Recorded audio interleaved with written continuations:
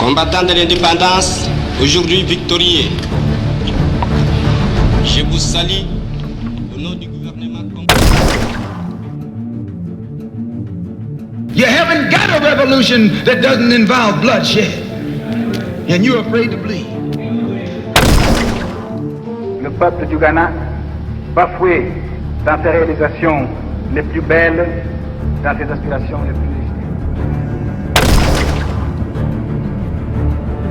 Changes which are to come can only come as a result of a program worked out by black people.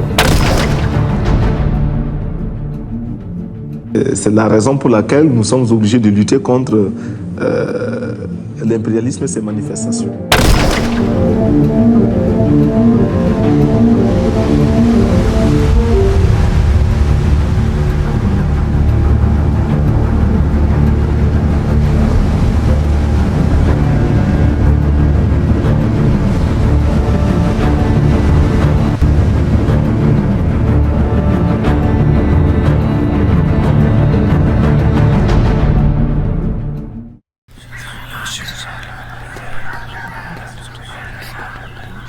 "400 years of sleep, and they gave you a pillow made of shiny things and sweet words. They fed you the fantasy, the American dream, equality, but no land, freedom, no future. You are not free. You are distracted. Your brothers are bleeding in Burkina Faso. Your sisters are marching in Mali, and you're consumed with games and stats. Wake up. Your colonizer no longer needs chains. He provides you comfort. He has dreams sold in 30-second ads. But Africa is waking. The drums are calling. And you are late to the war. The question is no longer, what did they do to us? The question is, what will we do now? You call yourself African American. But which part of that name do you honor? The American? That much is clear. You pledge, you march, you assimilate. You chase their paper, their degrees, their illusions. You fight to sit at their table while your own motherland eats alone. But the African, that part, has become decoration, an accessory, a whisper behind your surname, a logo on a hoodie, a drumbeat sampled over trap snares. You say African American like it's a complete thought, but it is not. It is a fracture, a contradiction.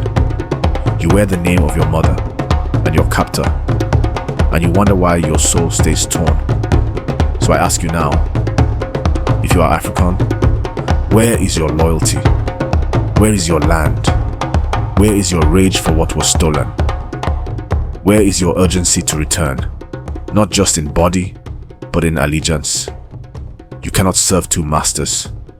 You cannot be both free and comfortable in your cage. If you are African, then rise like it, move like it, build like it. But if all you want is the fantasy, the rhythm without the fight, the pride without the responsibility, then let the name go. Wow, so it's our fault now? You really just said that. Unbelievable. King, the apostle of nonviolence in the civil rights movement, has been shot to death. Don't you dare sit there and speak of sleep. 400 years of chains, and you call it a nap? We weren't sleeping. We were surviving. We were dodging bullets in Watts, crack in D.C., red lines in Detroit. We were raising children in war zones disguised as schools. Where was your voice when our leaders were shot down, when we screamed for sanctions, for help, for acknowledgement? We weren't sleeping. We were drowning. They turned fire hoses on our children, dogs on our grandmothers. And you think this is about being late to some war? We watched them drag Emmett into history, watched them smear blood on Rose's seat, watched them split John Lewis's skull. And you have the nerve to speak of comfort? You showed martyrs like Medals, Lumumba, Sankara, Biko, Cabral. But we had martyrs too, not in military garb, but in funeral suits. We didn't forget our martyrs. Medgar, shot in his own driveway for daring to organize the vote.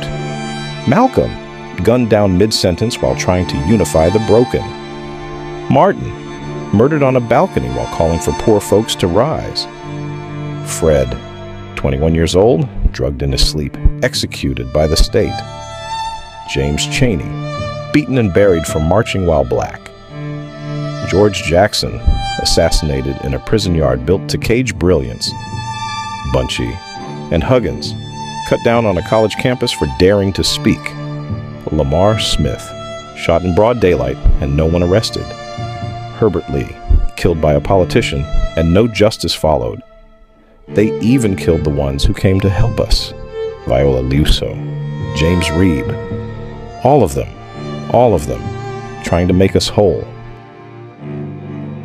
They drafted us into Vietnam after denying us the GI Bill, shipped us overseas because we were too black to vote, but just black enough to die.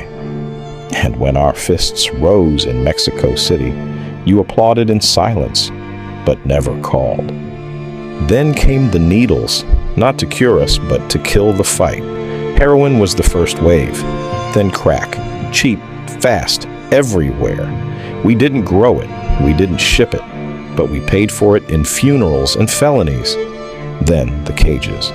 Then the mandatory minimums. One decade we were Panthers, the next we were felons. You speak of Africa bleeding, but we bled too, in courtrooms, in traffic stops, in school zones, and we did it alone. We searched for ourselves in books they banned, in tongues we didn't know, in songs sampled from roots we couldn't trace. We wore kente over bruises, tattooed Egyptian gods on skin still marked by plantations, raised flags we were never invited to salute. We were not African enough for Africa, too black for America, so we stitched together an identity from whatever scraps we could find. And now you ask why we're late? We've been at war every day. We just didn't have drums, we had sirens. You want to ask what we'll do now? Fine, but don't ask it like we've been asleep. Ask it like we've survived.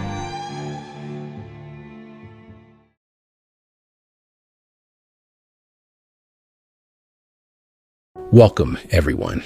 You've just witnessed a powerful juxtaposition, the African condemnation and the clapback. In the first chapter, we heard the voice of the medicine man, a reflection of a continent's ancestral spirit, calling out the perceived disengagement of Black Americans from their roots and responsibilities. It was a harsh, unfiltered critique meant to stir something deep within us. Then we saw the response, the clapback, from a man gazing into the mirror, representing every African American who has felt abandoned, misunderstood, or left to navigate a hostile landscape alone. This dialogue isn't just a confrontation, it's a bridge, a way to understand the roots of our disconnection and the potential for reconnection. As we move forward, we'll explore these themes more deeply, with insights from both sides of the Atlantic, uncovering the layers of history, struggle, and resilience that define our shared journey. My name is Dr. Langston Avery. I specialize in African studies, but more importantly, I specialize in bridges between continents, cultures, and kin who forgot they were family. I've spent my life studying the movements of people and power, and too often, the absence of one has dictated the other. This film isn't just an examination of history, it's a reckoning. Before we dive into theory or timelines, we need to know where the people stand right now. Not scholars, not institutions, not politicians. The people. So we asked, across the country, from the bricks of Harlem to the red clay of Tallahassee, how do Black folks feel about Africa? Do they feel connected to it? Would they go back? Do they even believe it's theirs to return to? The answers surprised even me.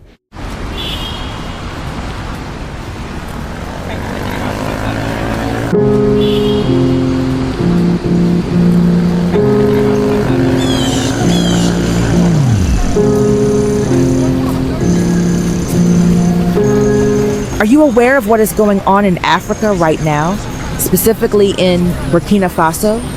Yes, I'm very aware of what's happening in Burkina Faso. This movement has been a long time coming. What do you think is driving the latest events? For decades, the people there have been resisting neo-colonial influence and striving for real sovereignty. What we're seeing now is a new wave of self-determination. If you had the chance right now, would you relocate back to Africa? You know, that's an interesting question. I'm deeply proud of what they're accomplishing in some parts of Africa, but moving there is a big step. Also, it's not just about supporting a movement from afar, it's about understanding the challenges on the ground.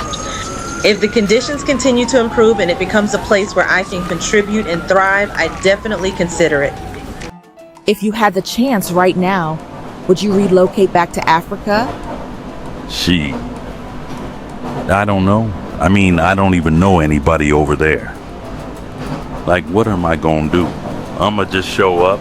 I ain't got no cousins in Ghana. That's the part people don't get. We was cut off. Don't get me wrong, I'd love to see it, to touch the soil. But moving back, that's a big step. It ain't just a flight, it's your whole identity.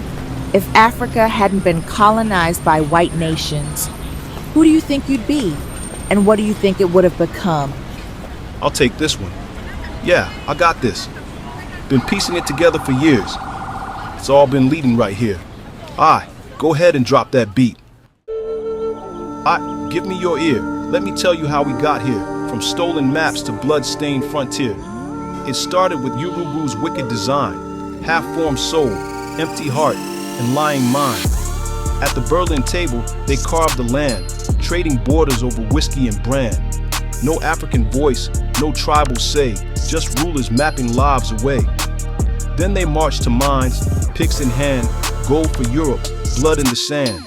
A white overseer watched with pride, while black backs broke and children died. Ashanti rose like fire in the night, refused to kneel, prepared to fight. For the golden stool they drew their line, spirit and soul they'd not resign. The elders questioned, chained in place, forced to bow, erased with disgrace. But truth lives on in ancestral flame, even as they tried to change our name. They forced our hands to lay the track, bent our backs till bones would crack. No steam or pay, just lash and pain. We built the wealth, received the chain.